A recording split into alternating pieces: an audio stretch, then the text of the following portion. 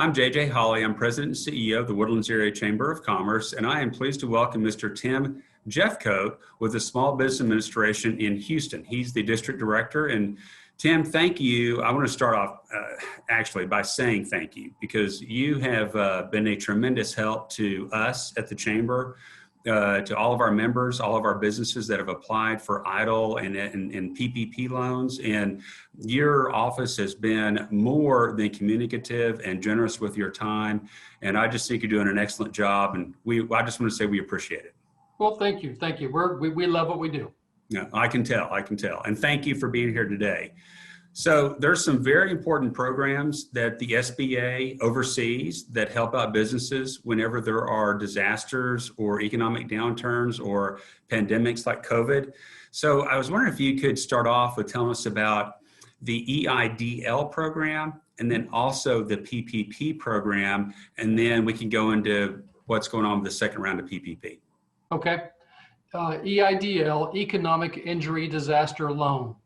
So this is one quick preface of all of this is that all of these loans are meant for businesses that have been impacted. Mm-hmm. So there are plenty of folks that say, well, this is a great opportunity to get a loan for my business. Nope. So Economic Injury Disaster Loan means you have been injured by the economy.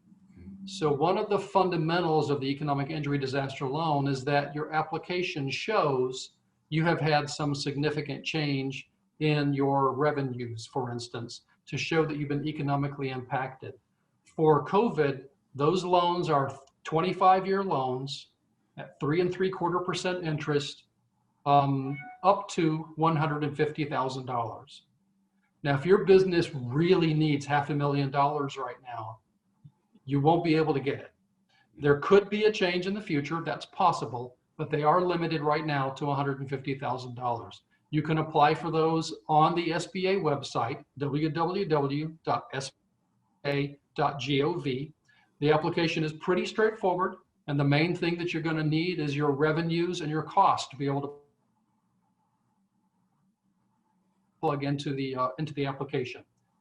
Those are directly with the SBA, and they are not forgivable. They're a loan. So that's the EIDL. The paycheck. One last comment on EIDL. There are limits on what you can use the money for, but it's quite broad. Essentially, in a nutshell, EIDL is to pay the bills to keep your business operating. It's not to pay to buy the building next door or to purchase new machinery or any of that. It's really meant to just pay your operating expenses, pay your people, et cetera, to keep the doors open, to keep your business functional. Paycheck Protection Program is a bit different. Paycheck Protection Program is, as the name implies, is meant to pay for paychecks. Those loans are up to $10 million, so you see they are significantly larger, and they can be 100% forgiven. There's three keys. You have to spend 60% or more, so you could spend 100% on paychecks. Now that's W-2 employees, not 1099s. In the eyes of the SBA and the Internal Revenue Service, 1099s are independent contractors. So they're eligible for their own PPP. But it covers your W-2 employees, 60% or more, including benefits. The 40% or less may be spent for a pretty narrow range of expenses for your business. In the first time we did PPP, it was quite narrow. It has been broadened a little bit. It does cover some operating expenses. It does cover personal protective equipment for your staff, but it's not for anything. So there will be limits on how you can spend that money. So you want to spend 60% or more on paychecks, 40% or less on these other costs, and you want to keep your employees at 25% or less reduction in their wages or hours. So if you're basically working your people like you always have, you spend 60% or more on paychecks, 40% or less on the other expenses, you're 100% forgiven. And Tim, on the PPP, how do you figure out how much you might be eligible for? Excellent question. It's going to be your average monthly payroll, and there's some different ways to look back and calculate that. And in the instructions for the application, it tells you what those are. Generally, you're going to look back at the previous year. Get your average monthly payroll, multiply that times 2.5. So if your average monthly payroll is $100,000, then your loan to be for $250,000. With second draw PPP, and we'll probably talk more about that, if you are in a hotel or food service, you may do 3.5 times your average monthly salary. So we all recognize that you have been hurt in many respects more than other businesses on a comparable basis. So on a comparable basis, you are entitled to more PPP funding. And Tim, what is the process that someone would go about in applying for the PPP loan? This is a little bit different than the EIDL loan. Yeah. As I mentioned, EIDL is directly from the SBA. PPP is what we call a delegated lending process. So we delegate the responsibility to your local community bank. So here in the Houston area, there's over 150 banks and other lenders that can do PPP loans. So for those of you run a business, it's probably whoever you already do your banking with. That may be the bank that you use in order to do the PPP loan. They basically take your information, they push it through to the SBA, and as long as everything matches up, we send back a loan number, and as far as we're concerned, the loan is done. Then they get 10 days to put the money into your hands. So the whole point here is to make the application process as smooth and quick as possible to get the money into your hands, realize you need it. And Tim, a lot of people are wondering, because they hear this word that makes everyone very excited, and it's not loan, but it's forgiveness. So how is forgiveness going to be applied?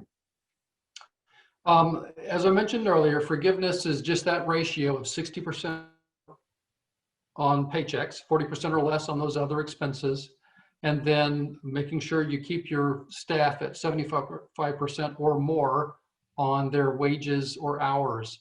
Now, in addition to that, and we didn't mean to make it complicated, honest, you're going to have either 3 or 4 different approaches to forgiveness. If you've got a loan of $150,000 or less, there will be, doesn't exist yet, but it will soon, there will be an accelerated way for you to go through forgiveness. It's a 1-page form. If you, on the other hand, let's say got a $5 million PPP and you have 200 employees, you don't want to use that form. You're going to want to use the big form. It is more complex, but it's not hard. And what it does is it gives you lots of flexibility in how you approach forgiveness, ways you can calculate certain things, and it gives you every possibility, maximum possible forgiveness. So for the smallest borrowers, it'll be very straightforward. For those bigger borrowers, we generally recommend that the forgiveness application process take about a week because you've got some record keeping to get together, some analysis to do, et cetera. So you have basically a range of approaches. The good news, because you're thinking right now, oh my God, Tim, this sounds horrible. Go to one of our forgiveness webinars. We do it 3 times a week. The gentleman from my office that does them is very good, and he will walk you through the whole process, soup to nuts, so that you can understand where to go. And Tim, how after they attend that forgiveness webinar, are the forms available through your bank that you got the money from, or is it through SBA? In most cases, maybe it's not fair to say most cases, in many cases, particularly the larger banks, they have put these forms online. And what they're doing is over time, they're inviting certain groups of customers to come apply for forgiveness. Doesn't mean you have to, it just means you now have the opportunity to. For the smaller banks, they may be using the actual form from his website. So in that case, you may actually be doing a form in your office that you then transmit to the bank. So it just depends on your lender.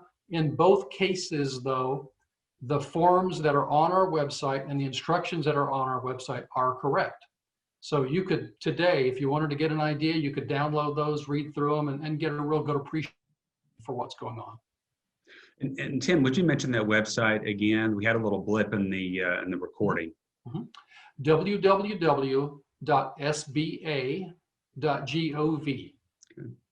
And there's also another wrinkle to the new PPP program around venues. Yes. What can you tell us about that? So we do have a new grant program. The world has never existed, and that's for those organizations that have, I describe them as customer dense. So going to a movie theater, for instance, you're sitting right next to someone you don't know. We don't do that anymore with COVID. So that business, or a museum, or a concert hall, so those kinds of what we generically call shuttered venues. Mm-hmm. So there is money set aside there. Those grants are up to $10 million. The first 2 weeks, only those organizations that have a 90% or greater reduction in revenues may apply. The following 2 weeks, it's those with 70% or greater reduction in revenues. And from the beginning, $2 billion of this program is set aside only for those organizations of this kind with 50 or fewer employees. Mm-hmm. So the emphasis is clearly on the ones that are hurt the worst, Mm-hmm. and the ones that are smaller and have fewer resources. So that's good news. My guess, JJ, is that this, and it is a guess because I don't know, that this program will come online probably the first week in February. Could be the end of January, but probably the first week in February. So generally speaking, February 1st through 14th would be roughly the time when those with 90% or greater can apply. And then the second half of February for 70% or greater. And then March would be everyone else. Okay. That $10 million to up to $10 million grant, you can actually get 2 grants. So if you get a grant under this program, you spend it and you still are not able to get back to where you need to be, you can apply for a second grant, which can be up to 50% of the first grant. So that's a theoretical maximum of 15 million. Wow. Well, those are all great programs. And Tim, before we summarize and close it, was there anything else that you want to bring up to us that's of note around these programs? Yeah, I do. There's a lot going on, and some of this can be a little confusing or a little stressful for some of us. That's okay. It's going to be all right. What I would tell you to do is contact one of SBA's resource partners. They are completely free to you, and you can wind up directly with a person or even a team that can help your business get through this. Not just help you with EIDL and PPP. They can do that. But to help you with anything, you might need to reconstitute parts of your supply chain, or you might need to, you think you want to start a whole new social media campaign to drive customers to your website. Whatever it is, they're there to help you. We have 4 important partners here in the area, and all of them are available to help you. The resources and the contact information on how to do that, you can get it through the Woodlands Chamber. They know these folks, and you got one of them right there at Lone Star. We sure do. Miguel Lopez with the SBDC has been a tremendous help to not only us at the Chamber, but also all of our member businesses as well. Yep, terrific guy, and with a really good team. Yeah, and we're very fortunate to have you and your team really just helping guide us through this process. It's been a very, very difficult economic time for a lot of people, a lot of businesses, and these are just crucial programs that that will help people survive and get through this. So I just want to say thank you, Tim, for you and your team's help.